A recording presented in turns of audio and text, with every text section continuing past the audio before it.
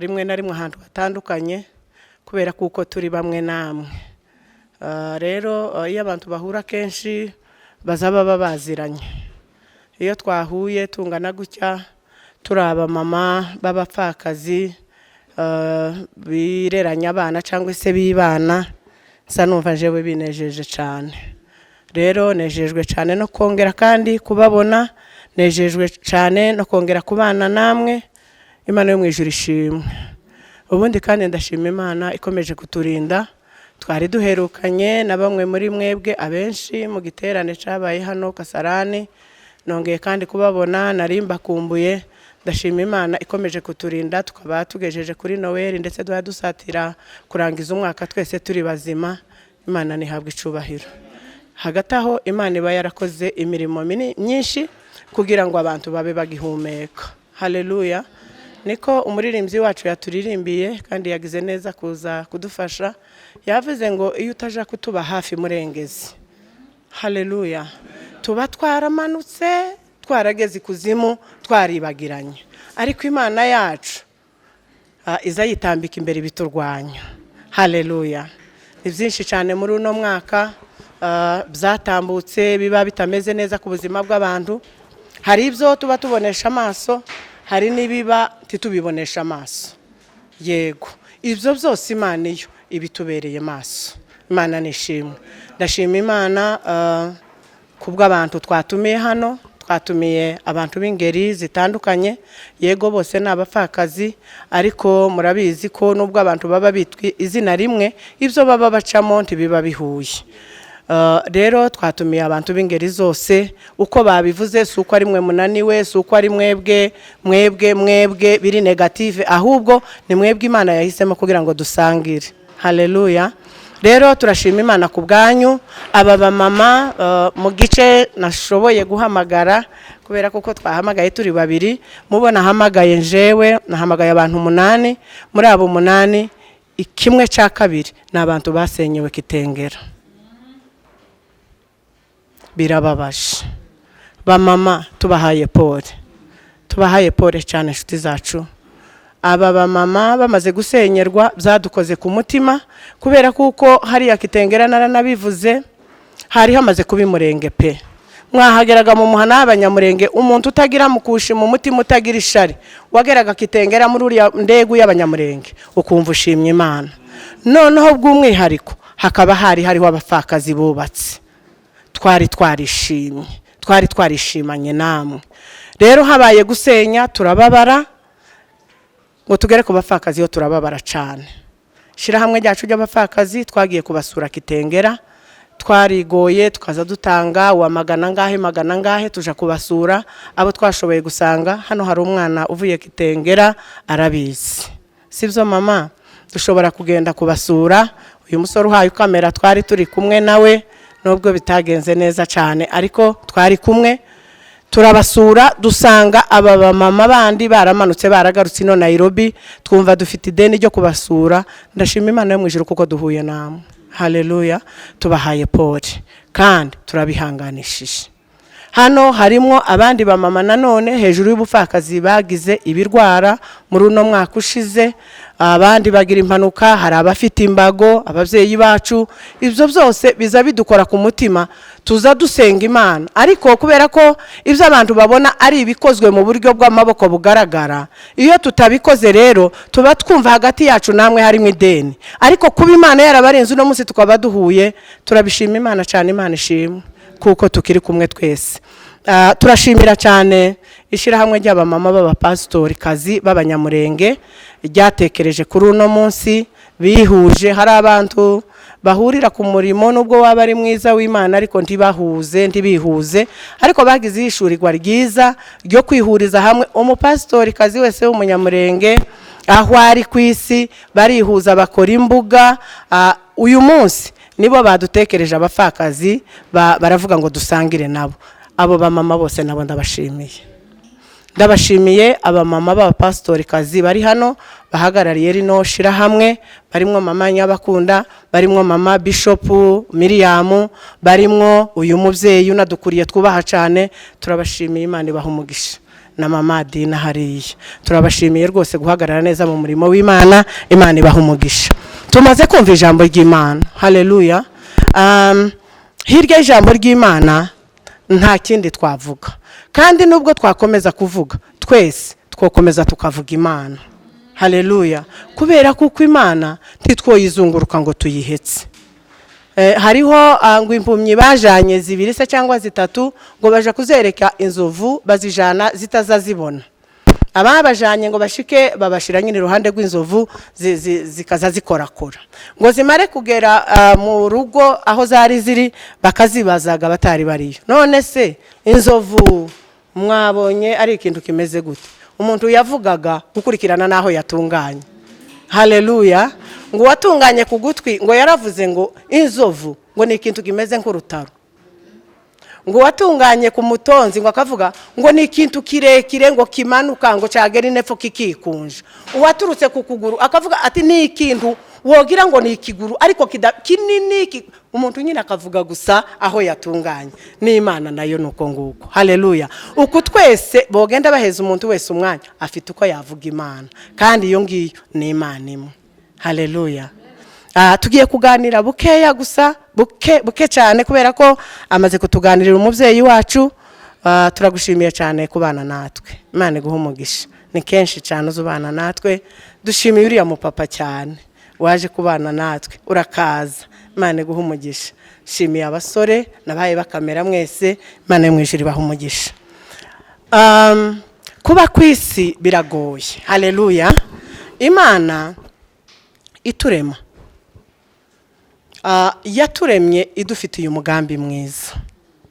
Niyo mpamvu abaremwe abakurambere bacu basogokuruza dukomokaho Adamu, muzi kuko Imana imaze kumurema yamushize ahantu heza, kubera kuko ari Imana idukunda, ari Imana nziza, yari yaturemeye kubaho neza. Ariko rero imaze kumushira ahantu heza, yaramuteganyirije ibintu byose byiza, imutezeho kororoka akagwira, ariko ari mu bwiza bw'Imana. Haleluya. Satani kubera ko ari umuriganya aza kudeviya uwo murongo w'Imana. Bwana sifiwe. Aza kudeviya uwo murongo w'Imana, yosha umuntu aramubwira ngo iby'Imana yakubwiye ntabwo ari byo. No kugeza kuri uno munsi wa none Satani cyaza gwanya mu buzima bwacu nuko utwereka ko iby'Imana tubwirwa atari byo, ahubwo iwe akadushukisha uburiganya bwiwe. N'ubu ngubu kurya yoheje Eva, natwe niko akitwosha n'ubu nyine. Tukava mu bushake bw'Imana tukagenda tugatoroma tukaja gukora ibitari by'ubushake bw'Imana, kandi aho niyo nkomoko y'urupfu, y'ibyago, y'ingorane, y'ubupfakazi. Uko duhuriye hano byavuye ku ngaruka z'icaha, ntibyari biri mu mugambi w'Imana. Imana rero kubera ko ari Imana itazibura kwigira, irasubira kandi iraturemera. Tuvuye muri Noeli kwibuka ko Yesu Kristo yaje kutuguranira rujya rupfu aduheza ubugingo buhoraho. Tuzamurira Imana icyubahiro. Haleluya. Ariko nubwo bimeze gutyo nanone urupfu, izo ngaruka z'icyaha ziracaturiho kugeza n'uno munsi wa none. Ikintu natekereje ko tuganiraho umwanya mutoya cyane ni ijambo rivuga ngo gukira ibikomeri mu gihe ibitera ibikomeri bikiriho. Haleluya. Umuririmbyi yararirimbye aravuga ngo ndacabona ibimbabaza kandi haracariho ibindusha, ariko aje kuvuga ijambo ryiza. Haleluya. Haleluya. Aje kuvuga ngo nyamara ubwo turi kumwe nubwo biriho nzi kuko ntacyo nzigeramba. Nimuhumure bene da, ntacyo tuzaba. Haleluya. Ibikomeri murabizi, hariyo ibikomeri by'uburyo bubiri. Hariyo ibikomeri dukomereka mu buryo bw'umubiri, murabizi cyane. Iyo umuntu akomeretse mu buryo bw'umubiri yirukankira kwa muganga bakamuvura gukurikirana n'igikomere afite. Hari uvurwa bisanzwe, hari abasonwa, hari abakorerwa iki bakavurwa bagakira. Ku mubiri hagasigara inkovu ariko umuntu yarakize. Ariko rero hari ibindi bikomeri bitagaragarira amaso y'umubiri, ibikomeri tuzatwita ngo ni ibikomeri byo mu mutima. Kandi ibyo bikomeri ni ibikomeri bigoye, biruhije, bibabaje, bigira ingaruka nyinshi. Haleluya. ibyo bikomere byo mu mutima ese dukomerekera he? Kwirinda ibikomere byo ku mubiri, ufata imbugita ukibungenga uko uyifata kugira ngo itagira gute, itagukomeretsa. Wafata urwembe ukamenya uko urufata, waje guca ku kintu cy'icuma ukarengeza ukuguru kugira ngo ushobore kukirenga neza kitasha kugukomeretsa. Kuririnda gukomereka mu buryo bw'umubiri. Ariko se ibikomere byo mu mutima twabyirinda dukomerekera he? Twabyirinda gute? Haleluya. Ibikomere byo mu mutima biragoye cyane. Ibikomere byo mu mutima tubikomerekera mu mago iwacu. Ibikomere byo mu mutima tubikomerekera muri sosiyete tubayemo. Ibikomere byo mu mutima tubikomeretswa n'ibidukikije byose. Ni ukuvuga ngo turi abantu byanga byakunda tuzoba muri sosiyete, tuvuka muri famiye tuzayibamo, kandi muri izo famiye niho dutangira gukomerekera. Hanyuma iyo tuvuye muri famiye turasohoka tukaja muri sosiyete. Muri sosiyete naba bose tubana, n'abaturanyi, nabo dusengana, n'abantu bose. Abo nabo nibo baza badutera ibikomere byo mu mutima. Haleluya. Ubundi kandi ibidukikije, ibyo dutunze, abantu, ibintu byose biri mu bidukikije. Ibyo nibyo biza bidutera ibikomere byo mu mutima. Kandi nta kuntu dushobora kubyirinda kubera kuko tuvuka mu miryango, dukurira mu miryango, turi muri sosiyete, turi mu bidukikije.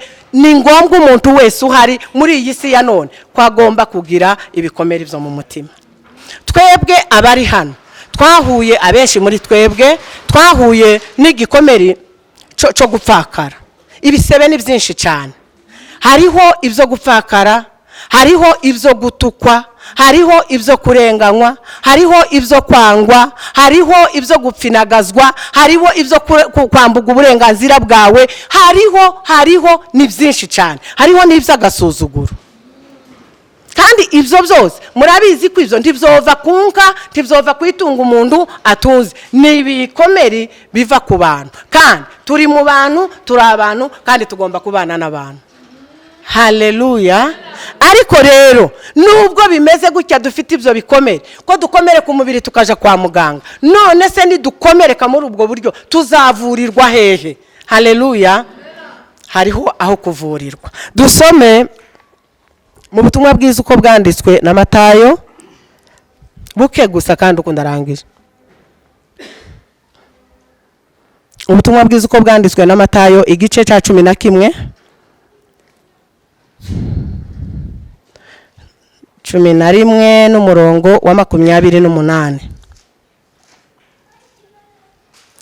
28 haravuze ngo mwese abarushe n'abaremerewe nimuze munsange ndabaruhura. Haleluya. Tuzamurira Imana yacu icyubahiro. Haleluya. Ninde muntu wabwira umuntu gutyo? Abantu bikundira abantu bameze neza. Abantu bikundira abantu bafite ibintu, nibo bazabegera. Abantu bikundira umuntu uri smart. Abantu bikundira umuntu usa neza, nyine umeze neza. Iyo tubonye umuntu utameze neza, utari smart, tuzatumugenda uruhunge. Iyo tubonye urya muntu wabaswe n'ibibazo byinshi, rimwe na rimwe hari igihe tuzatuvuga ngo nawe abigiramo uruhari.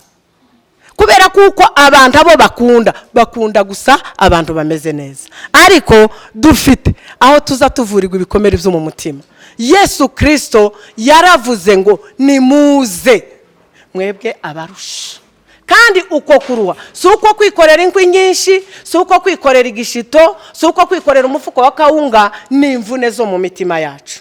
Yaravuze ngo nituze tumwegere, twebwe abarushe, abaremererewe, abafite imvune, abababaye, ngo niwe gusa witeguye kugira ngo aturuhure. Haleluya. Yesu, kwegera Yesu, kumubamo neza. Hari ukuba muri Yesu ukamwitirirwa ariko utamurimo. Hari twebwe hano impunzi tuba muri Kenya, ariko ntabwo turi abanyakenya. Hari n'abantu nabo bitirirwa Yesu ariko mukuri bataba muri Yesu. haleluya. Ariko kuba muri Yesu neza ukamwinjiramo akakubera umwami akakubera umukiza, ya mazina yose bagize iminsi baye batwigisha muri Noel, akatubera umujana akatubera Imana ikomeye akatubera data wa twese, haleluya. Ariko rino jambo ryaranejeje, ni data wa twese uhoraho. Tumuzamurira icyubahiro, haleluya. Dufite ba data, dufite ba mama, twari dufite abagabo. Njewe uwanje yapfuye mbaye ntekereza ko tugeze i Kigali nanje ngiye kumera neza, ariko ntabwo bahoraho, nico gituma twababuze. Ariko uhaye uvuga ngo nituze tumwege, abarushe mu mitima, abaremererewe, abahuye n'ibibazo bitandukanye, ngo tumwege, ni data wa twese kandi uhoraho iteka ryose, haleluya. Nimureke gira twegera Imana. Bwana sifiwe. Mureke gira twegera Imana. Imana niyo ifite kuturuhura no kutuvura imvune zo mu mutima. Iyo tumwegereye ni umwami w'amahoro, aduha amahoro aho tutakagiriye amahoro, kubera kuko gusa twamwizeye, haleluya. Afite byose mu kiganza cye, ibyo ataduhaye nuko ataba yabikeneye, nubwo hataba hari hagera. Ariko n'Imana, abapfakazi bari bubatse amazu kitengera, nukubera kuko bisunze umugabo ukomeye, haleluya. Abapfakazi babayeho hano Nairobi nk'abandi bose, bararya bakanywa bakambara bakaba smart, kubera kuko umugabo twegamiye ni umugabo ukomeye cyane. N'Imana ishobora byose. Mureke gira twegera Imana, tuyizere kandi tuyizeze umutima wacu wose, tuyisenge kandi tuyiringire. Imana ishobora byose, izaduhoza amarira yacu. Ubundi kandi ikindi cya kabiri, ibibazo ntibikaturengere. Ikibazo cyose uzahura naco uzumve kuko ni kawaida, ni kawaida guhura n'ibibazo. Mureke gira mbabwire, urupfu ni ikintu twese tuzi ko twese n'abatarapfa turindiriye gupfa, amen. Ariko rero urwo rupfu ruzaruza rukadukura mu mwanya wacu rukatuzi, kuko urupfu ntiruzaruhaga rwicara n'inzara, haleluya. Ruzaruza rukagutwara umuntu nawe ntirukubabarira, rugashaka kukwica kandi uhagaze, kandi mukuri harya rwakuzitse nta gisubizo ugiye gukurayo, haleluya. Ariko rero ikintu kizadukiza ibikomere byo mu mutima nuko tuzemera kuko ikibaye cyose ari igisanzwe ku buzima bw'umwana w'umuntu wese ugihari. Nukwemera ibibazo tugenda duhura nabyo, nukubyakira mu bugingo bwacu, haleluya. Nukumva kuko gupfusha umugabo mwabanye uzi kuko ibyo ari byo byose iyo muhe musezerana muze muvuga ngo kizabatandukanya n'urupfu, uko siko kuri. Nukubera ko muba muteganya ko umwe ibyo ari byo byose ejo n'ejo bundi umwe yopfa muri mwebwe. Rero nimba umugabo apfuye ntagapfana ibyiringiro byawe, ntagapfana ubuzima bwawe, haleluya.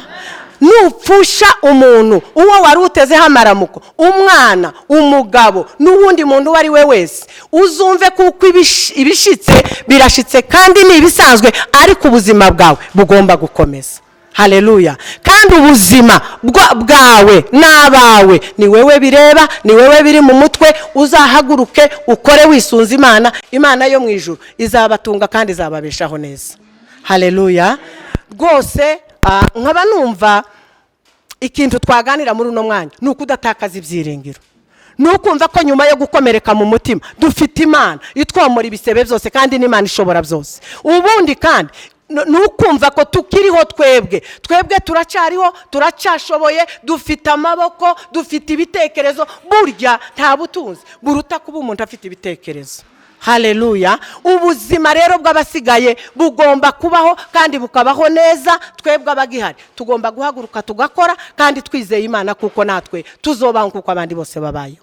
Tureke guheranwa n'agahinda, tureke kuguma mu mateka ya kera. Dusaba Imana, dusenge, twizere, duhaguruke dukore, dukoresha ubwenge, dukoresha amaboko. Hamwe n'Imana bizakunda kandi tuzabaho, haleluya.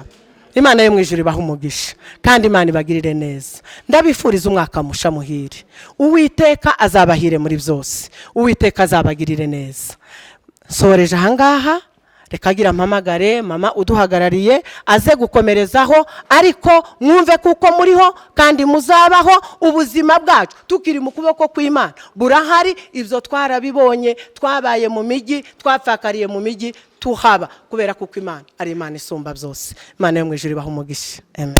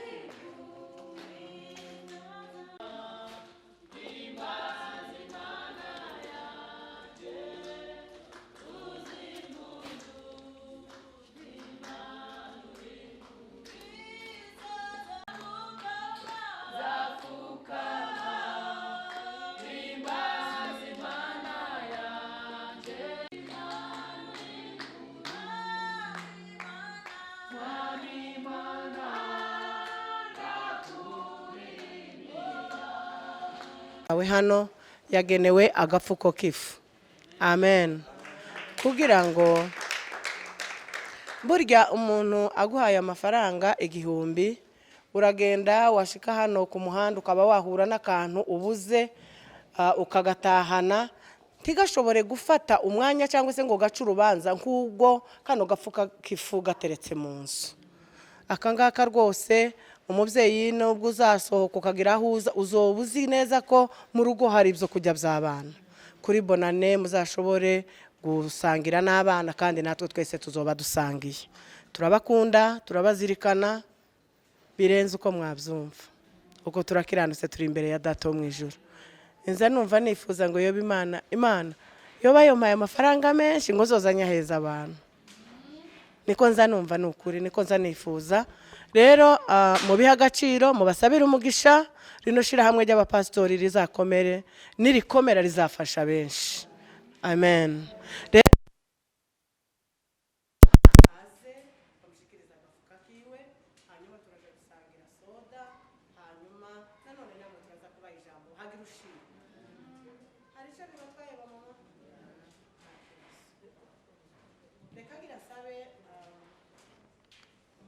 Ntore atambuke baterure agafuka k'ifu bakamushikirize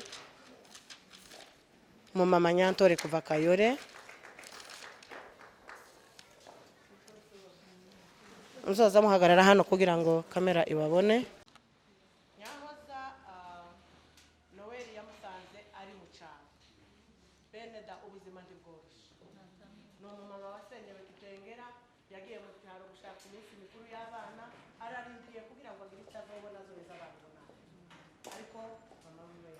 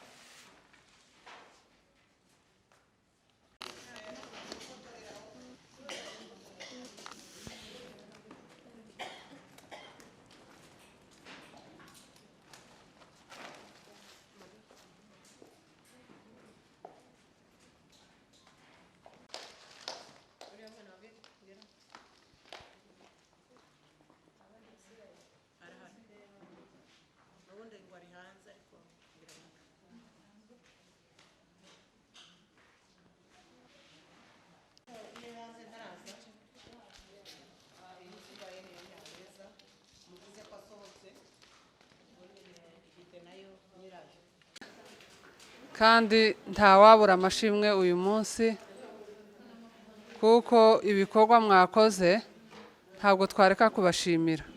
Tutabashimiye twaba dusa nkaho tudatekereza, tudaha agaciro. Ariko rero uyu mwanya tuwufashe tugira ngo tubashimire. Twanezerewe kubwo kudutekereza kwanyu, Imana ishimwe. Kubera ko mwadutekereje niyo mpamvu duhagaze hano natwe tugira ngo tubashimire. Icya mbere, ntabwo twari tuziranye cyane, hari abo tuziranye hari n'abo tutaziranye, ariko kuba mwaradutekereje, wenda namwe hari abo mutazi ariko mukavuga ngo mudutekereze uyu munsi, muduhamagare dusangire namwe, mugire icyo mutugenera, mudusure. Ni ukuri turabashimiye cyane, turabashimiye. Dushimiye iri tsinda ry'abamama b'abapasiteri. Iki ni igihe Imana yabatoranyije kugira ngo mubashe gukora, kandi ni ukuri ko murakora icyo Imana yabahamagariye. Ijambo ry'Imana riza rivuga ngo itorero ryemerwa ni rifasha imfubyi n'abapfakazi. Rero uyu ni wo mwanya wanyu Imana yabatoranyije, kandi turashima ko muri gukora icyo Imana yabahamagariye. Imana ishimwe cyane kuba mwaradutekereje ku bibazo twagize. Twebwe nk'abapfakazi hari igihe kubera umwanya uba urimo uri wenyine, usa nkaho nta mujyanama ufite, uzugira ngo none ikibazo ugize nta wundi ukizi. Ariko turashimira Imana ko muzamwicara mukadutekereza, mugatekereza ko twagize ibibazo, mukadutekerezaho, mugatanga ibyanyu, mukarambura ukuboko kwanyu mugakora kugira ngo mubashe gusangira natwe, mubashe gusangira n'abana bacu. Mu by'ukuri turabashimiye bivuye ku mitima yacu, ku ndiba y'imitima yacu. Turabashimiye aho mwakuye abari hano, niba hari n'abatari hano, turabashimiye. Imana ibaha umugisha aho mwakuye, imiryango yanyu Imana ibagurire ibikorwa byanyu. Mu by'ukuri imitima yacu irishimye. Mu magambo make twashobora kuvuga, turabashimiye. Mwumve ko tubashimiye bivuye ku mitima yacu. Mwakoze cyane kandi muzahore mubikora. Imana ishimwe. Haleluya. Naje no gushima Imana. Ijambo rya mbere nshimiye Imana kuko Imana yadushoboje abangana gutya nyine ikatubonanya, n'Imana yabikunze. Jewe sinari nazi nuko haba dutuye iriya Ruwayi, ngo habe sinzi umunsi duturanye na Pastor Dina. Sinzi umunsi yambwiye ati inamba zawe ndazikeneye, kandi tumazeho iminsi imyaka nk'itatu gutya none turaho. Ntawagiraga inamba z'uwundi, ariko ni inshuti yanje. Noneho arambwira ati inamba zawe ndazikeneye. Sinamubwira ati se impamvu ni iyihe noneho watse inamba, ariko arambwira ati hari igihe umuntu akenera no kuvugisha uwundi akamubura kubera yuko nyine nta namba. Arazanditse, naje nanditse ziwe, ubuzima burakomeje nyine bisanzwe. Ngo habe igitondo c'ejo arampamagara arambwira ngo hari ukuntu nari nkeneye kuganira nawe. Ndamubwira nti turabonana, reka nzaze tuganire. Ndaje nyine mu mugoroba ndamubaza nti se ko warunkeneye niki? Umbwira ati hari igikorwa gihari, ariko wewe banavuze nuko natanze izina ryawe ntirihari ruhari nta nawukuzi. Ndavuga nti nyine nta wunzi. Jewe kuva mbunze nahitiye Ruwayi, kandi iyo Ruwayi si abantu benshi babayo, nyine n'abantu bakeya, nta buryo bomenya nyine ni nkaho batanzi. Ariko natanze izina ryawe, none ga uyu munsi wipange tuzojane. Imana iguheze umugisha. Nuko ariko dushimiye Imana, shimiye Imana kuko Imana yabashoboresheje ibyo bintu, mukadutekereza, mukabona ko ari ngombwa kugira ngo mudusure. Mwarakoze. Hariho abavukanyi benshi bataranaguhamagara no kuri simu ngo bakubaze ngo warasenyewe, ni gute byagenze, umeze gute, wihangane. Ariko mwebwe nasanze mufite umutima w'Imana. Imana yo mu ijuru baheze umugisha. Mwaradutekereje mutatuzi. Yesu wo mu ijuru abagirire neza titwabasha kubivuga ariko Imana ibaha umugisha. Nshimiye Pastor Dina, Yesu wo mwijuru amugirire neza n'igikundi cyose mukorana, Yesu wo mwijuru abaha umugisha. Murakoze cyane. Imana kuko Imana yatubyukijeho twebwe twese tukabasha kugera hano. Hariho yenda bamwe batakiriho ariko twebwe Imana yagiriye neza tukabasha kugera hano. Imana ishimwe. Ni ukuri turashimira runo rusengero rwemeye kudukingurira tukaza hano. Imana ibaheze umugisha. Turashimira abapasiteri b'uru rusengero. Ni ukuri Imana ibagirire neza. Imana ibaheze umugisha. Imana ibakubire inshuro nyinshi. Aho mwakuye Imana ibaheze umugisha. Imana ibagasanire. Ni ukuri dushimiye abapasiteri bose b'abamama. Mwese mufatikanyije kino gikorwa. Abo tuzi n'abo tutazi. Imana ibakubira inshuro nyinshi. Ni ukuri Imana ibagirire neza. Uyu mwaka Imana izabaheze umugisha mwinshi. Ufite ikibazo nubwo mwadufashije ariko namwe uko murabifite, kubera kuko turi mwisi y'ibibazo. Imana ibagirire neza. Imana uyu mwaka uzaba umwaka w'umugisha, uzaba umwaka udasanzwe, uzaba umwaka w'ibisubizo kubera ibikorwa mwakoze.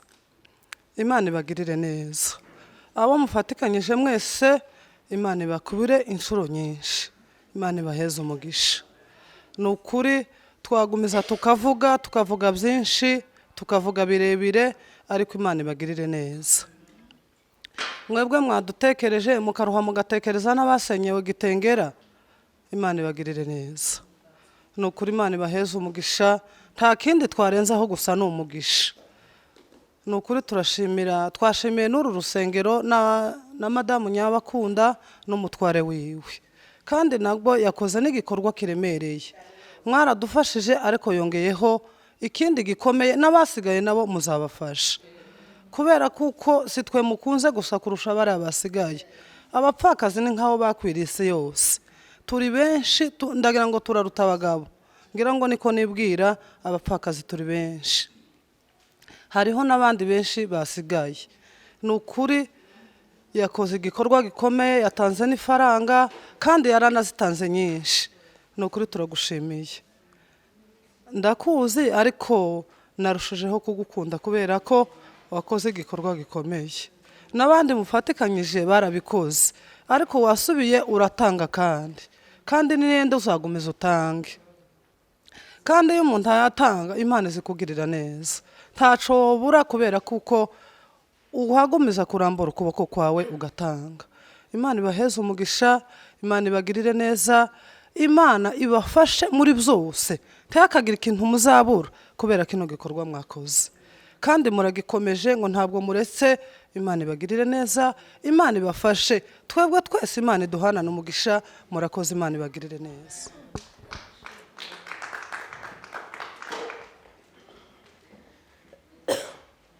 Yesu ashimwe cyane. Turanezerewe kandi turishimye cyane. Twatangije turi bake. Twari abantu 5 gusa, ariko Imana igenda itwagura. Ubu turi abapasiteri 13. Nimubakomera amashyi yemwe. Turi abapasiteri 13 hano muri Nairobi. Umunsi wacu wo kwiga amiga bakadushakira umwigisha akatwigisha. Ni ibintu byinshi n'abandi nabo bakeneye kuba pasiteri. Muzobisengera Imana iza. Turabakangura n'umurimo mwiza, nubwo ugoye ariko ni mwiza. Rero dushimiye abamama bacu. Hari uwogira ibyo kurya ukabiheza umuntu akabyanga. Ntimubizi yemwe?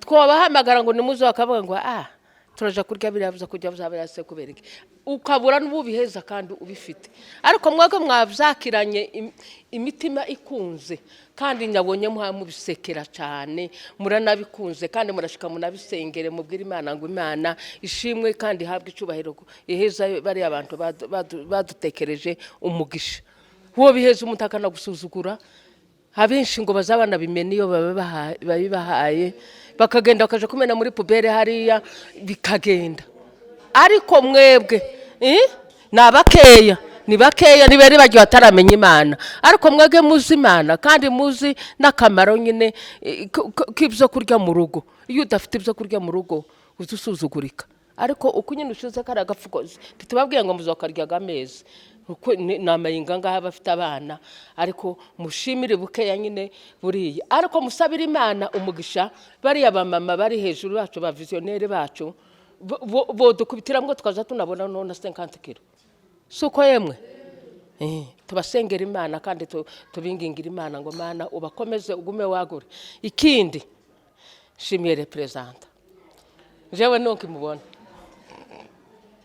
kandi tuzatuza gutarama muno muri Shalom ariko ntitumuhamusange namukunze nabonyeje hashana batuganye biwacu mu Gatanga bo kwa Sekidende namavuga ngo none ga numwe nabo none nawe twakwishimiye kandi ikindi congeyeho watwongerereye iyindi mifuko tuzosa kandi tugahamagara abandi nabo tubona nyine twobafashamwo si kese yo kuvuga ngo tuzoza ngo ni yacu y'abapastero yayo twego abapasteri no guheza abantu Imana yemuje baduhera umugisha kandi mugende mu biryane bonane nziza muzogire bonane nziza n'abana banyu bazishime timukaze mwigunga abamama nuzoza ubona hari ikibazo wagize uzawegera pasiteri umwe twarakwiriyanya hano uturere twose turi benshi ukamumwegera kumubwira ati pasiteri byanzega byabuze uburyo kaba nihanganishije umukristo wanje inyambanza niwe twatangizanyije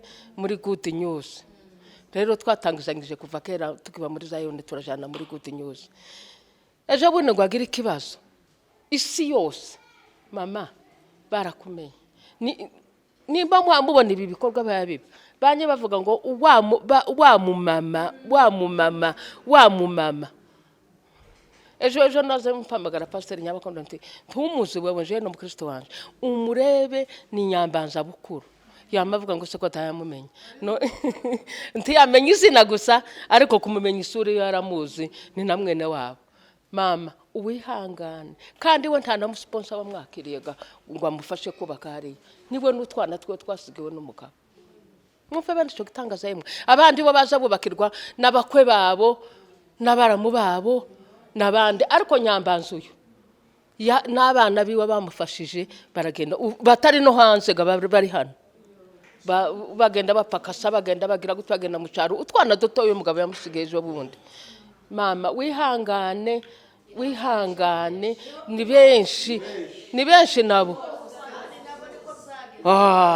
bariya bose bubatse bariya bose biyubakiye ntababafashije turabihanganishije nubwo tutageze mu mazu yanyu ariko twabonye uburyo bwo kubashimira hano kandi no kubaheza pole mwihangane inzu timwataye inkazuzi imisozi mu gatani n'igihugu tukaza sikana ejo tuzoja no hanze muzabona izindi kandi muzoshika mwubake kuko turaja hanze timugira ngo tuzohera hano muri Kenya Imana ibaheze umugisha kandi muzobiryana umutima ushima kabisa natwe turashime kandi dushimiye na pasiteri wanje wa Shalom naho ngiye tuzatuguma tukajana Imana imuduhera umugisha n'amiga meza Imana ishimwe cyane Yesu ahabwe icubahiro twishimye cyane n'ukuri kuko Imana yatugejeje kuri no munsi tukaba tugihumeka umwuka w'abazima Imana ishimwe Chonga nshima Imana kuko Imana yaduhaye uburyo bwo kuza nyine tukabasha kugera aha ngaha tukaba twagabanya imigisha ingana gutya nshimiye abadutumiye bamwe batatuzi nyine bakagira icyo badukorera kingana gutya je ko numva amashimwe yanje ararenze nagera ngo muvuge ibyo Yesu yankoreye nahera mu gitondo ijoro nkarikesha mpanyifuka Imana ishimwe cyane ndashimira abakozi bacu twari tubaza abapasiteri baranga ba reperezanta n'abandi bapasiteri batubwiye ubutumwa bukomeye cyane nyumvishije ijambo ry'Imana ridufashije rwose ni ukuri nyumva umutima wanje hongeye kongerekamwe imbaraga zikomeye Imana ishimwe ndashimira Imana kuko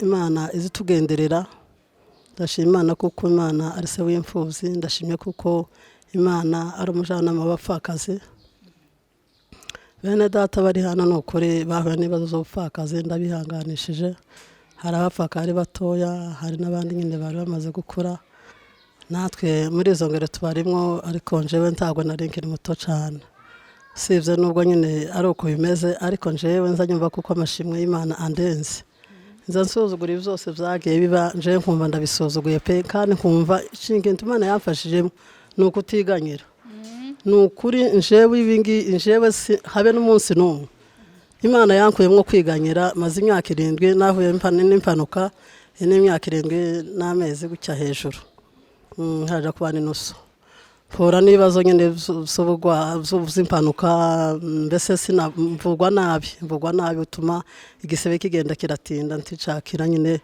kugeza babancamwe kuguru nuko kugeza umutware wanje nawe yagwaye nyene nyuma yanje aragwara ndetse abari uremba ndamugwaza ndashoboye ariko ngo buce Imana iramusarura kuko yari umukozi wayo nyumva muri jewe numva ngeze nko gukomera none kujyanya ari nsanzwe nageze ahantu nabirebaga nkumva noneho birandenze ariko ntaco nubishe mbese nshaka nko kuvuga ngo tewe Imana nk'imfane hari abantu bazaga bakazana amajwi menshi ariko Imana yamishiramwo kwizera Imana impa kwihangana Imana impeza ivyishimo kugeza igihe umutware wanje yarangije numva umutima wanje ndakomeye kabisa kandi avango dufite Imana nubwo bimeze gutya nubwo nsigaye mugaye ariko dufite Imana nabonye Imana muri no myaka 7 nabonye ukuboko kw'Imana mbona abana babaho kubw'Imana gusa mfite abana 9 Imana yaratugasaniye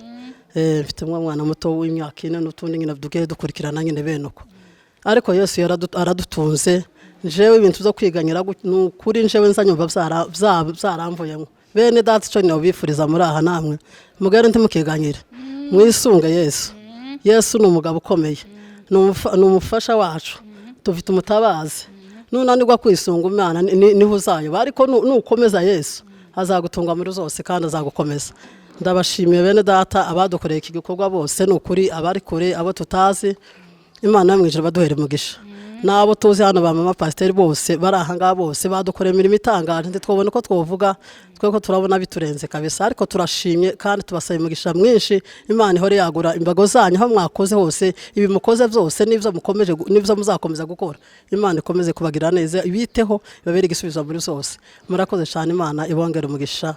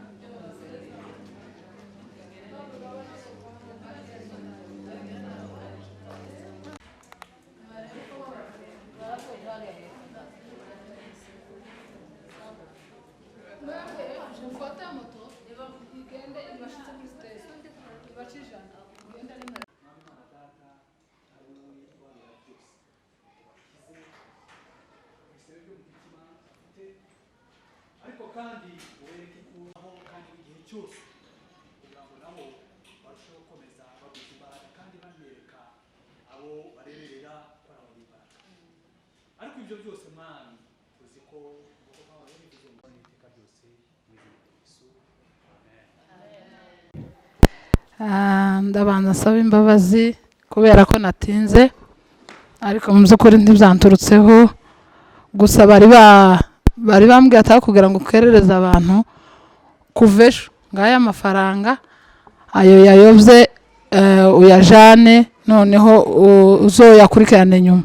Noneho nyibwira ko bari bamwe ngo saa 2 barabinkorera, ndavuga aterekana none ngende nyazanye. Rero mbasabye imbabazi mu z'ukuri byagiye bigiramo ibibazo nyine bitandukanye, tuguma kugenda tuzungurukana mu moto, ariko mumbabarire singira niyo ngesho cyane kubera tubara n'umuntu uzawubahiriza gahunda. Naje si cyane kuyica nubwo nyine abagore baza bagenda bagira bimwe byabo nyine bagenda bica, ariko nsabye imbabazi.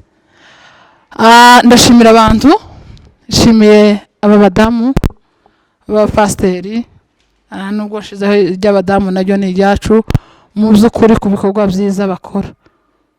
Ubundi abadamu ni abantu bakomeye, ababyaye Yesu agacungura isi yose n'ibindi byinshi bazabikemura, kandi Imana yo mu ijuru ibahe umugisha. Nshimiye abayobozi bacu bo ku rwego rwose aho bari hose, Bishop Nyantore na bagenzi be bakorana muri kamati yiwe, ndetse n'abapasiteri bose mu isi yose aho bari bazanyumva. Ndabashimiye, Imana ibahe umugisha kubera ko baduhaye igikorwa iki nico c'imfura yacu, niko novuga y'abapasiteri bose. Hari umusanzu dutanga, hari ibindi bikorwa bagiye bakora, ariko mbese ikintu gikoranye abantu bangana gucyana iki cambere. Turabashimiye rero abantu ba Nairobi kuko mwatugiriye neza kandi turi batoya cyane, ariko mukaduheza kino gikorwa. Imana yo mu ijuru ibahe umugisha.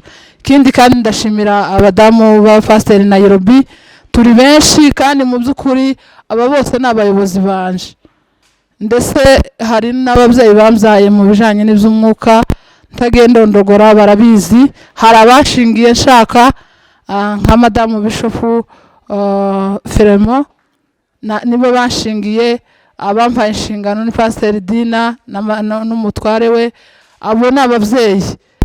Nshimira uyu mubyeyi wacu Pasiteri Roy, ni umuntu ugira gahunda, kandi mu by'ukuri hano Nairobi ni nkawe muyobozi, aza dukangura twaba tugiye nyine nk'abantu batoya cyangwa nk'abahuze cyane, akadukangura akagira gute. Turamushimiye, Imana imuhe umugisha.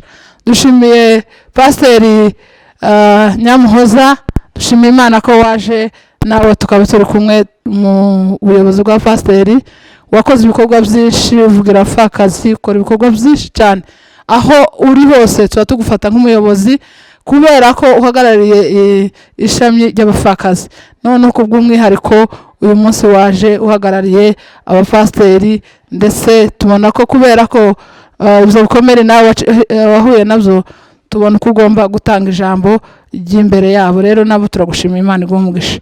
Dushimiye umuyobozi wacu wa Shalom, uyu ni umubyeyi wanje, naje ubu ngubu ukarandera kandi ngeze kure. Amen. Hari giza musumbura, none twarabanyeho natuye, none rero nyuma yabwo bashira muri komite yiwe, kamukerereza karwakimura hafi inama hafi yo mu rugo, nkamukerereza, ariko ngenda mwigiraho kandi bituma mugira inshuti cyane, kandi sinari kumwegera, ariko Imana izigira ukuntu bigenza. Ndagushimiye muyobozi wa Shalom kuba waje ukatwitaba, kabasha gutanga aya masomo. Imana yo mu ijuru iguhe umugisha. Shimiye representa w'itorero, mu by'ukuri nshimiye Imana ko iki gikorwa cyabaye ari hano. Hari igihe kenshi ataba ari hano, ibintu byinshi nyine nkabikora nkamubwira amakuru. Hari ahantu henshi ngize iminsi ngenda kureba abana b'imfubyi, umwe tukajana na mugenzi wacu Karalise. Hari n'igihe nagiye njyenyine inshuro kangahe kamubwira amakuru gusa, ariko nshimiye Imana ko wabashije kuba hano uyu munsi kandi ukareka ibyawe ukaza. Imana iguhe umugisha, ndetse na mugenzi wanje dukorana mugisha. Rero gushima, reka ndekere gutyo, nakomeza nshima ngashima. Shimiye abadamu bose baje kuri iki gikorwa, yeme binkoze ku mutima, nongeye kubikunda, nongeye gushimira abantu baduhaye kino gikorwa.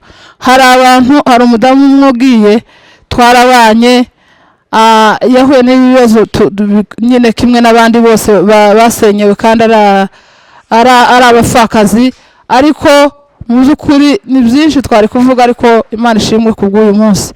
Rero ndumva ko twotanga abantu bashima wenda nka 3, niturangiza dutange ibyo bintu byabo, kubera ko umuyobozi nimba nyemereye ntange abo bantu bashobora kuvugaho bukeya, bakabafataho akavidewo gatoya, hasigaye mukabaheza ibyo mwabageneye. Sinzi niba hari ikindi cyari gisigaye. Nshimiye abantu bose muri rusange, Imana ibahe umugisha.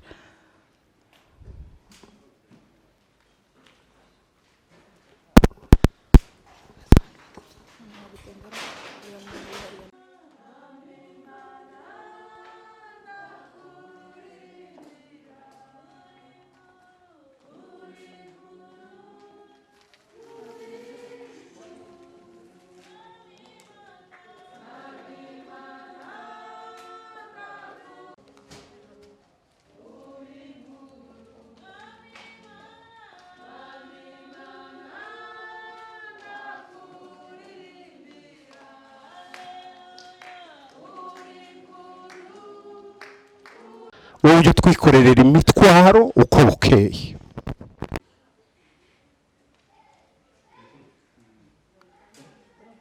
mirongo itandatu n'umunani umurongo wa 20 n'umurongo wa 21 bihambaye, kuko ifarashi n'uwo yarihetse byari bidukurikiye, aho kudufata birokeye hariya mu nyanja nk'icyuma cy'isasu, akaza avuga ngo izina ry'Imana rishirwe hejuru.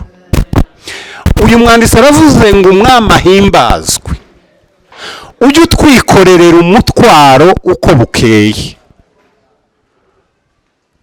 Iki kinyarwanda, iki kinyamurenge kirumvikana. Umutwaro tuwita umuzigo, birumvikana. Apano yo mu mugiga, iyo mu mugiga ho no gutwara gute. Ariko ni wa muzigo umuntu ashobora kwikorera ukawutererana wagafinda, ukarusigara ushaka no kwikuramo n'umwenda, ariko hakaboneka umuntu kwikorerera umutwaro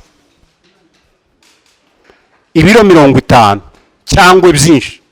Yavuze ngo umwami ujye utwikorerera umutwaro kandi akawikorera uko bukeye, akikorera ku itariki ya mbere, ya kabiri, ya gatatu, ukwezi kwa mbere kugashira. Turi kumwe? Agafatira kwa kabiri, kwa gatatu, uko bukeye. Aravuga ngo Imana itubera Imana y'agakiza, ngo idukiza kenshi, kandi uwo mwami ngo abasha gukura no mu rupfu. Nagize ngo tuganire gushima nk'intwaro mu mpamvu zatumye biriya bihumbi n'ibihumbagiza by'abantu bari bavuye mu Egiputa badashika. Havugwa nyinshi ariko nimwe no kwitotomba. Noneho rero nimba ari iminsi nabaye nk'umwarimu, nkankenera ngo mbwire abantu bari ko bumva. Twajyanye mu mpamvu zamariye abantu mu butayu barashira no kwitotomba, bakamavuga ngo none ngo ntabyo kurya. Imana ikagusha mana, yamara kuyibaha bakavuga ngo nta mazi, bageze aho bifuza igitunguru cyo mu Egiputa, kandi ntibari gusubirayo ngo bakibone, bakibagirwa ibyo bari bafite hariya. Bitotomba mu gitondo, Imana igateza mugiga, ejo bundi mu gitondo ikabateza abanyamahanga, bapfa bose uretse abagabo babiri bamenye imbaraga z'Imana yahagurukanye nabo, Yoshua na Kalebu. Abandi bavuye gutata bo ngo baravuga ngo abantu twabonye nta kizatuma tutabashirira imbere. Twari tumeze nk'inzige, kandi n'ukurari amakuru ni ikinyoma. Nabo ngo bariko batubona tumeze nkabyo. Uriya n'umwuka wo kutamenya Imana turi kumwe. Ariko Yoshua na Kalebu ngo barababwira ngo niba Uwiteka twishimira, kiriya gihugu tuzakigeramo. Kandi bari abantu iyi minsi turi imbere igoye, mwababyeyi mwe, n'ukuri tuzayirangiza. Aravuga ngo tuzayirya umutsima. Nabo bageze. Munyemerere mvuge aka kantu ko gushima, ndagakunda cyane. Bibiliya zivuga inkuru z'umugore witwa Ana, wari mu muryango wa Elukana, ngo bari bafite akamenyero ko kuza bajya gushima uko umwaka utashye, bagahaguruka bakagishira. Kujya gushima ntabwo ari uko ibibazo byashize. Ana yagazaza gushima atagira uwasiga ku rugo, atagira n'indi icura. Ndagira ngo ndabwira abantu bakuru batwaye inda zicura, nta n'agaciro kari karimo. Imana ishimwe, nubwo wenda aha harimo abantu bafite ibibazo, bafite ababariza. Halo, amen. Mufite abana ariko agatera urugendo rwo kujya gushima akajyana n'ituro, yamara gushikanwa bakaza bashima Imana. Muri kwa kujya gushima niho havuye igisubizo cya ruriya rubyaro Samweli. Yeme, Imana ishimwe ko tugira Imana izi twikorerera imitwaro uko bukeye. Shitani nawe ni ikigome cyane, agira kamera iza yerekana umuzigo uburemere bwawe. Mu gitondo uko bukeye atamba kugira ngo dore ibiro byawe, ubupfakazi, urarwaye, ufite n'igiceri, ibyo azayereka izo filimi azayamayizana mu gitondo akayigucisha imbere. Ariko ndagira ngo uko azaje gucisha imbere uzuvuga ngo Imana ishimwe itwikorerera imitwaro, uwo mutwaro uri kunyereka hari umugabo uzuwikorera. Imana ije twikorerera umutwaro uko bukeye, ngo Imana itubera Imana y'agakiza, ngo idukiza kenshi. Ntabwo yonanirwa ngo ubwo yadukijije ubushize, ngo ubwo yagabuye ubushize, ngo ubwo yakoze ubushize, ngo ntigikora ubu ngubu. Idukiza kenshi ndetse ngo ibasha gukura mu rupfu. Muhimbere icyubahiro. Ndabarambiye, biraremereye, umutwaro urahari, ariko Imana ishimwe.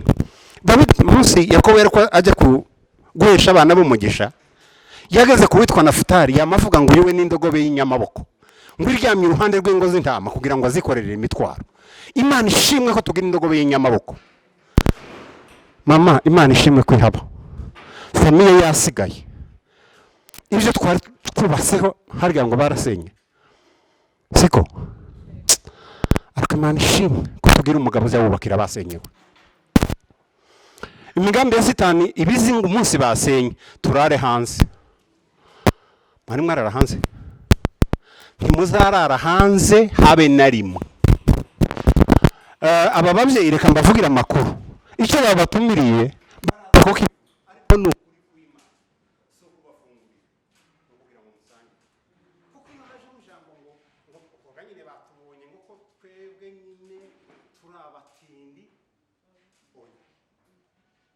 tudashoboye ngo ngiye namenya ko ari biri simbana ngo nishitano kugira amatwi y'abantu.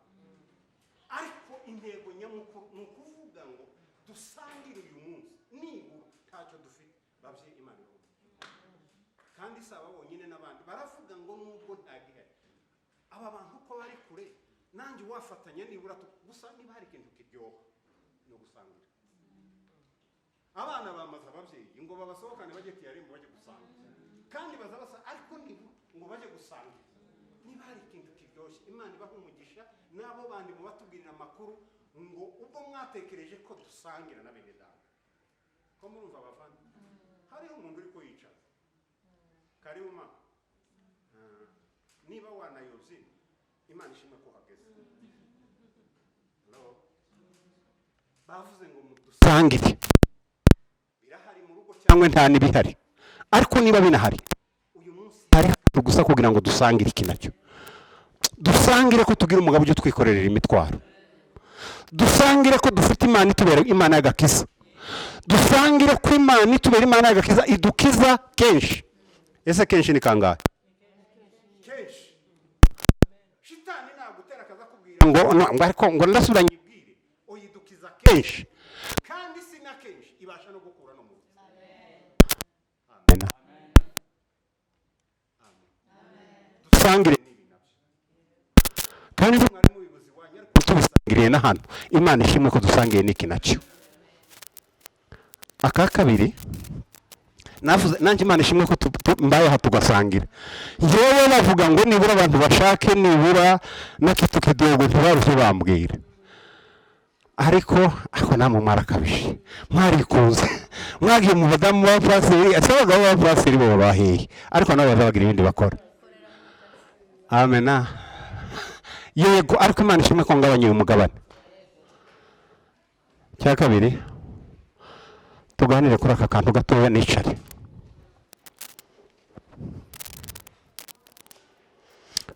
Ni ijambo riri hariya mu Bafilipi 14:13. Pawulo ari kuvuga ngo nshobozwa byose byose.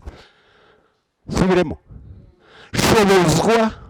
Gushobozwa ntabwo ari wowe uri kubyikorera. Ubupfakazi. Ni ukuri Imana ishimwe ko wihanganye. Wari ugiye kugenda ukuntu nari nababaye. Nariko numva ari nk'ibintu bindira hariya. Njye sinakuzi ariko amakuru ndayazi. Nza ya mbere nzi na ya kabiri. Ariko biriya iyo dushobozwa ibya mbere ntidushobozwe biriya bya kabiri. Byari ikibazo ariko ngo dushobozwa byose na Kristo udugira gute? Uduha imbaraga. Hariya twakavuze ngo sintinda none sinagutinda ngiye gukora igitangaza. Amena. Ese yeme natwe gaturanashoboye. Hariye shitani ariko namwe azababeshya. Intego ye nyamukuru ni se w'ikinyoma. Yaje gusenya kwica no kurimbura ariko bakavuga ko ari se iwe w'ikinyoma ngo ni se w'ikinyoma. Azayamabyukira ku matwi akamakubeshya. Akamakubwira ngo wowe ngo ntushoboye ngo ntunabashije. Ko muravuga nkagira ngo natinze. Akamakubwira ngo ntushoboye ntunabashije. Ariko yongera akanya. Turashoboye abandi bafite amaboko ntagire n'amaguru. Ubwo kuragira ngo gutwabye buce twari byo dukora natwe ubonerwa no guhamagara abandi kabura ati yeme Merry Christmas. Icyo cyongereza ndagenda nakizi ni Merry Christmas. Icyo cyongereza rutakizi abo n'abanyamerika batwahamagaye cyangwa handi. Hari abo shitani azatera bakama bafata abantu karibu pase waruje nko gutinda ariko nyina ya masaha uzi niyo yawe. Imana iguha umugisha. Yego yitwa Pastor Aline Nyabakunda. Hari ikindi biyegereje abandi abagore b'abapasteri bashimira bahano bo uri muri ayo matsinda yose ngo niwe muyobozi mukuru w'iri tsinda. Iwe ndagira ngo nta n'ijambo ahabwa riraza guhabwa umuyobozi wa hano. Turagushimiye. Yesu ashimwe.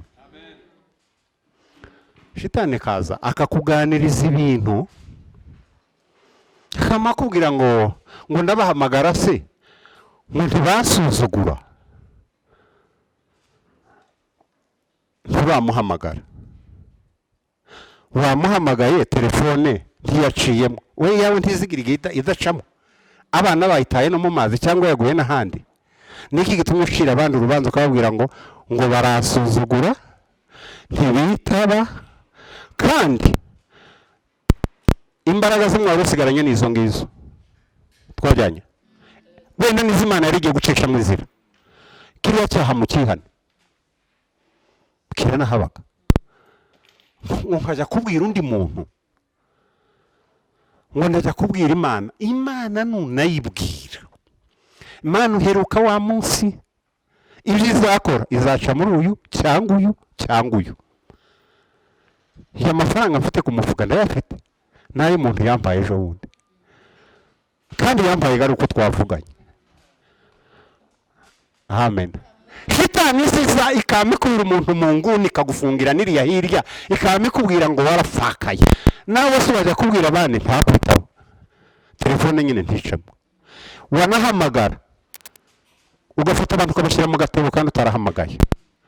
Ariko Imana ishimwe dushobozwa nyandaba tubanema. Dushobozwa nitutanabishobora dushobozwa na data uduha imbaraga.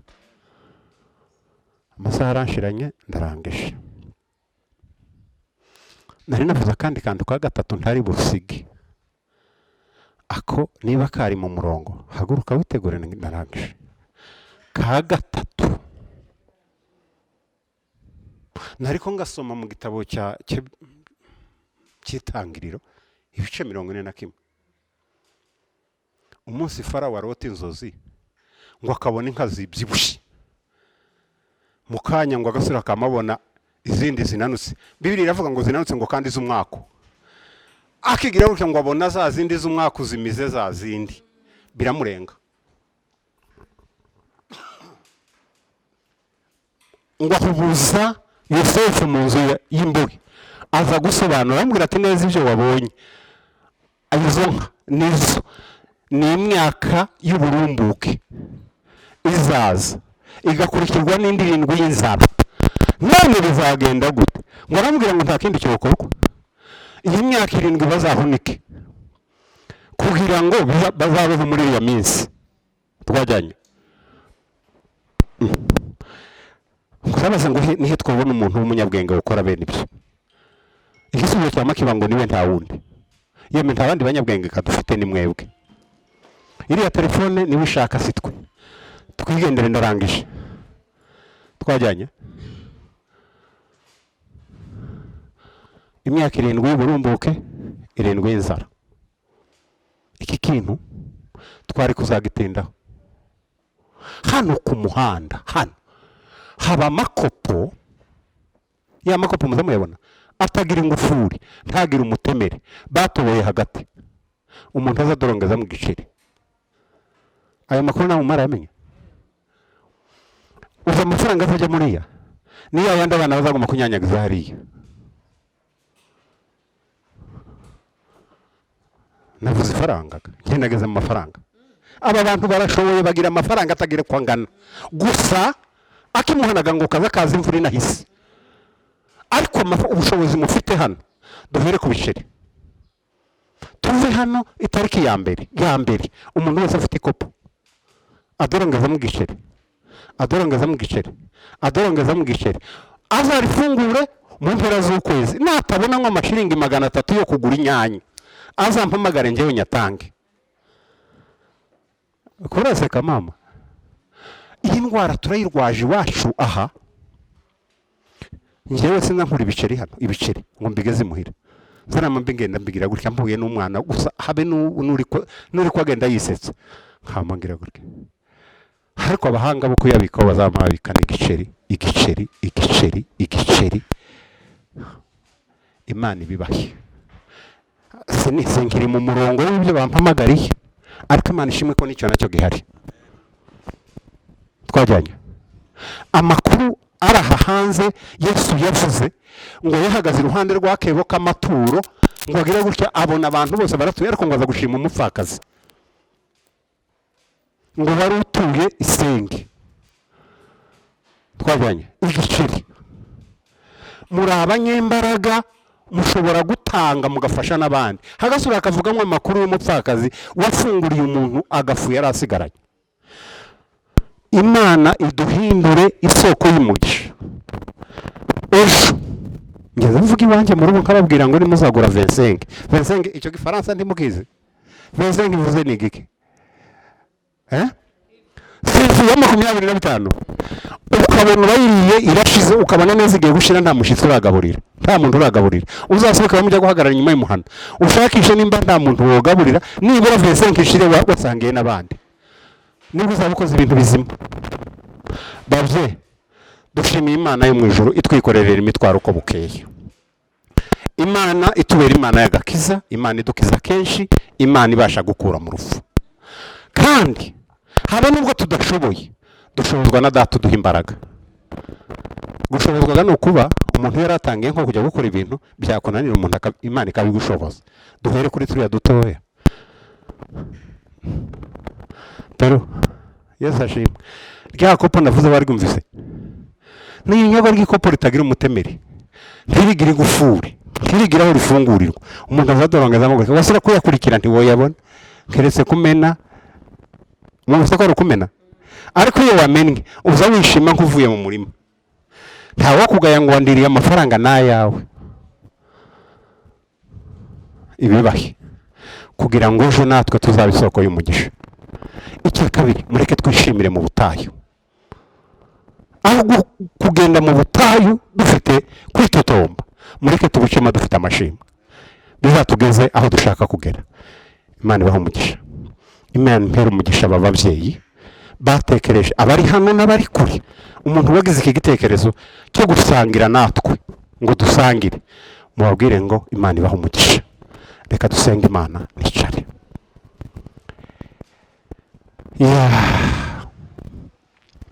Ko tubuze amagambo yo kuvugira imbere yawe Imana.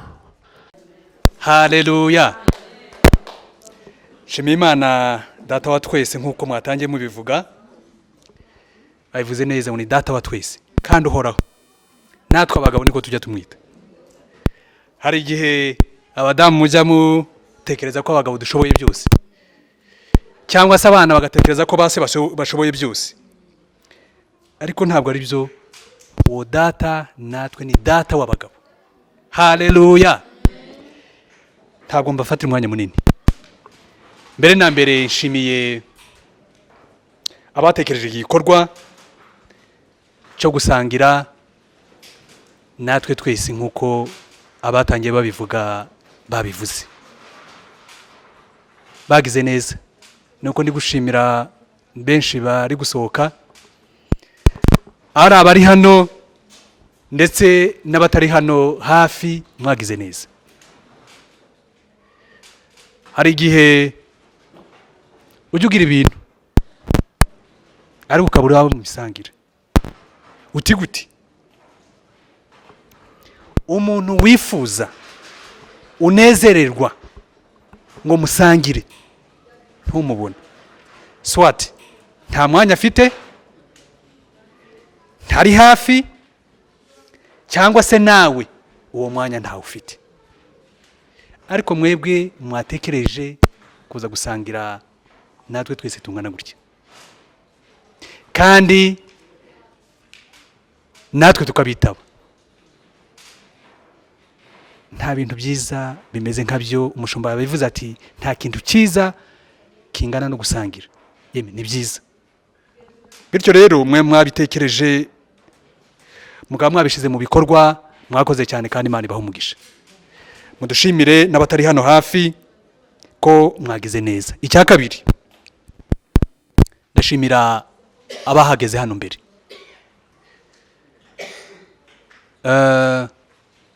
Nje ni mu muntu cyangwa se ni mu bantu bubahiriza gahunda. Niko ndemye mu miterere yanjye. Imiterere yanjye, gahunda nicyo kintu kiza kiba imbere. Ndaza kubaha n'ubuhamya Pastor Aline nahagera. Nageze hano saa 5 zibura iminota nk'itandatu, ariko hari abamama nahasanze. Mwakoze rero kwihangana, ndetse bakaza bambwira ngo bari babwiye ngo ni saa 3 n'igice, abandi ngo ni saa 4 n'igice. Mwakoze kwihangana kuba mwahagereye igihe cyangwa se mbere y'igihe. Mwagize neza, Imana ibaha umugisha. Cya kabiri nako cya gatatu, ndashimira cyane umushumba Thomas ku ijambo ryiza yatubwiye. Yeme ikintu cyubaka umuntu kuruta ibindi ni amagambo meza. Ntimubizi? Abadamu nimwe ba mbere mukunda amagambo meza, kubwirwa amagambo meza, ariko natwe abagabo turayakunda. Ijambo nicyo kintu kiza kire mu muntu, nicyo kintu kigira umuntu kuruta ibindi. Uzi ko umuntu ashobora kugaburira ibiryo yagerekaho amagambo mabi, ushonje bikakunanira. Ntimubizi ndi muri bakuru? Ariko rero amagambo meza umukozi w'Imana yatubwiye hano, Imana iguha umugisha. Arongera kandi akadusubizamo imbaraga. Cyo kimwe na mama wa pasteur nawe umaze kugira andi magambo yongeraho. Imana data wo mu ijuru kandi data wa twese ibaha umugisha. Ndashimira na Pastor Aline nubwo atari hano ngo byumve. Ejo hari aho twari tugiye, ariko kuko nari nsanzwe nzi ko iyi gahunda mayifite, tugeze Rusambo iwarasigara. Namaze ndetse kugiye gusigara, ati ndasigara, hari igikorwa kijyanye n'uyu munsi ngo abanza kwakorera. Ati genda ndagusanga. Twe turakomeza, iwe arasigara. Aza kuza kutubwira yuko icyo gikorwa kitakunze, ngo aho yarari ni kuri harya ni Safaricom, ngo ntabwo bakoze. Arambwira ngo arazinduka uyu munsi, kubera ko nje ndi muri konje. Yamzukije nka saa 12. Hari nimero ya telefone yanyakaga. Ntese kuzutse kare bigenze gute? Ngo wagiye kandi kuri ya gahunda ya Safaricom. Ndamubwira kubera ko ndi umuntu ukunda gahunda, simbatindira kandi ziko bibafasha. nabona nti kubera ko ndi umuntu ukunda gahunda utaza kwica gahunda bitaguturutseho biturutse kuri serivisi za Safaricom. Ayo mafaranga nangahe arayambwira, bituma mzuka namubwira nti ngaya amafaranga yanjye, aho kugira ngo udakerereza bari abantu bitaguturutse biturutse kuri serivisi za Safaricom.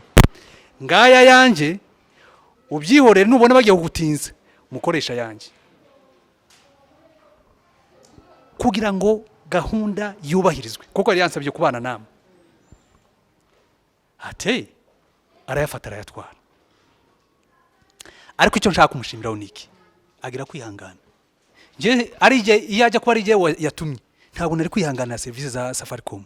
Narakuvuga ati mugumane, aho kugira ngo abantu bazangaye ko twishe gahunda, mugumane nje natanza yanjye.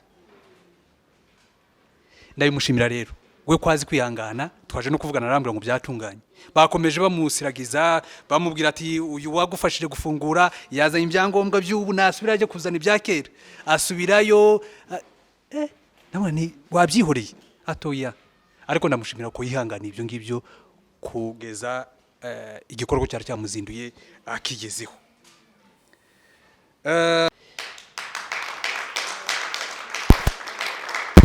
Kubera itangira ry'amashuri y'abana ntayo ndi bibasigira ubu ngubu, nzayabaha mu mpera z'ukwezi kwa mbere.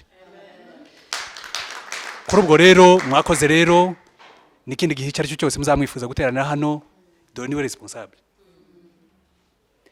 azajya habaha, kugira ngo muze mwisanzure, muze mukore gahunda zanyu mutariho mwihuta, kandi Imana ikomeze ibaho umugisha. Murakoze cyane. Nifuje gusoza mbasengera kugira ngo Imana irusheho gukomeza ibongerera imbaraga. Ntimugaze mwisuzugura, ntimukajya munitinya. Muri mwebwe harimo imbaraga nyinshi cyane zizakamira igihugu cyacu, zizakamira ubwoko bwacu, zizakamira n'Abanyafurika muri rusange. Twatwana dutoye, babana bakuru mufite, ayo niyo maboko y'itorero, niyo maboko y'umuryango wacu, niyo maboko y'igihugu cyacu. Bityo rero kugira ngo examine cyangwa se umenye imbaraga ufite, uzazirebera muri bariya. N'abatari mwebwe n'abagabo niko dusuzuma imbaraga, muza muzirebera muri abo bose, baba bato. Nimuze abakuru b'ibihugu bari imfubyi batarezwe na base, abandi batigeze babona na ba mama wabo, ariko akaba ari bo bayobora ibihugu bagakamira amoko yose. Nawe rero babana bato cyangwa se abakuze, uzajya basubizamo imbaraga, kandi uzazi bibabonamo, ubereke ko ari bo maboko yacu y'ejo, ko ari ryo torero ry'ejo, ko ari zo mbaraga z'igihugu cy'ejo hazaza. Mana Data ubwira neza, Mana Data ushobora byose, ndagushimiye ku bw'aba bantu